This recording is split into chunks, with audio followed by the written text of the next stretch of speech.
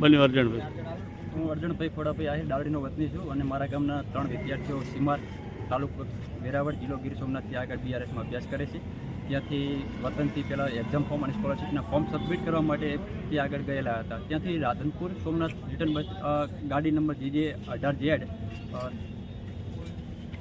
9150 નંબરની ગાડી હતી. જેમાં કંડક્ટર તરીકે ફરજ બજાવતા દશરથભાઈ ચૌધરી રહે સાતપુરા તાલુકો સાંતલપુર જિલ્લો પાટણના વતની છે. અને આ લોકોએ કંઈક એવી વાતચીત કરેલી કે બસ કલાક લેટ હતી, તે રીતે એમને કંઈક ગાડી ઝપાઝપી થઈ. એ બાબતે અમે પોલીસ સ્ટેશન FIR કરાવી છે. સરકાર એમ કહે છે કે સલામત સવારી ST અમારી. શું આ સલામત છે ST અમારી? સલામત ST હકાવે ગુંડાઓ. વિદ્યાર્થીઓને મારવાનો મામલો આવ્યો છે, તમે પોલીસ સ્ટેશન પહોંચ્યા છો, શું કહેવા માંગો? આ જે મામલો છે વિદ્યાર્થીઓનો બહુ શરમનાક ઘટના કહેવાય.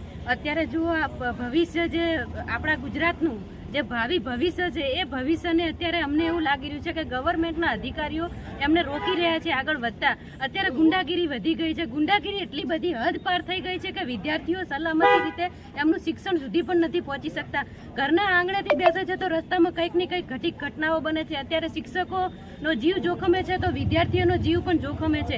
જ્યાં જુઓ ત્યાં ઘટનાઓ બની રહી છે. અત્યારે વિદ્યાર્થીઓ જ્યારે એક સલામતીનું સ્થળ કહેવાય છે અને સલામતીના નામે એક બસનું નામ આપવામાં આવે છે, ત્યારે એ બસની અંદર જ્યારે વિદ્યાર્થીઓ સલામતી કરી રહ્યા હતા અને એ વિદ્યાર્થીઓને જુઓ, આપ જોઈ શકો છો, ટી-શર્ટ ફાડી નાખી છે, બટન તોડી નાખ્યા છે, લાતો મારે છે. તો હું તો સરકારને એટલી જ અપીલ અને વિનંતી કરું છું કે દરેક કંડક્ટર, બસના ડ્રાઈવરો, એમના તમામના જ્યારે બસની અંદર બેસે છે ત્યારે તમામનું પહેલાં તો એમનું પોલીસ દ્વારા ચેકિંગ કરવામાં આવે કે એ લોકો પીને તો નથી ગાડી ડ્રાઈવ કરી રહ્યા ને, કઈ દારૂનું વ્યસન પણ અત્યારે બહુ જોવા મળે છે તો એમને કઈ એ રીતે તો નથી કરી રહ્યા ને, તો એની પણ તપાસ કરવામાં આવે અને કાયદાકીય રીતે આ જે વિદ્યાર્થીઓ ઉપર હુમલો કરવામાં આવે છે એને ખરાબમાં ખરાબ શબ્દોમાં વખોડીએ છીએ અને સાથે એમને ન્યાય નહીં મળે ત્યાં સુધી અમે એમની સાથે છીએ. ઓકે, શું નામ અને શું ઘટના બની? મારું નામ આહિર વિશાલભાઈ ફોડાભાઈ છે. મારું ગામ ડાલડી. તારીખ 26/8/25 રોજ કાલે સાંજે સોમનાથ રાધનપુર બસમાં જે કંડક્ટર દ્વારા લાફા મારવામાં આવે એના વિશે મેં પોલીસમાં ફરિયાદ નોંધાવી. ક્યાંથી બેઠા હતા અને ક્યાં જતા હતા? હું સોમનાથથી બેઠો હતો અને રાધનપુર જતો હતો.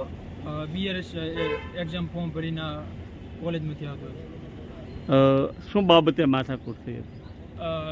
બસ કંડક્ટરને બસ કેમ લેટ થઈ એ બાબતે પ્રશ્નો કરવા બાબતે. તો તમને એવું પૂછતા શું કંડક્ટરે કીધું? કંડક્ટર કે ગમે એટલી લેટ થાય એ કે તમારે શું લેવા દેવા, તમારે તો આવવું હોય તો આવો, નકા કે કાંઈ નહીં બસમાં. એના પછી શું ઘટના બની? એના પછી જ્યારે ટિકિટ કંડક્ટર કાપવા આવ્યા ત્યારે અભદ્ર શબ્દ બોલવા માંડ્યા અને કીધું કયાને લેટ થતું હતું, હવે બોલ. ત્યારે કીધું કે મેં કીધું કે અમારે લેટ થતું હતું તો કે ગમે એ ટાઈમ થાય 11 વાગે ને 12 વાગે. પછી જ્યારે અભદ્ર શબ્દોને બોલવા માંડે ત્યારે મોબાઈલથી વિડીયો ઉતારવાનો એક ભાઈએ પ્રયત્ન કર્યો. ત્યારે મોબાઈલ પડાવી લીધો અને એને લાફા માર્યા.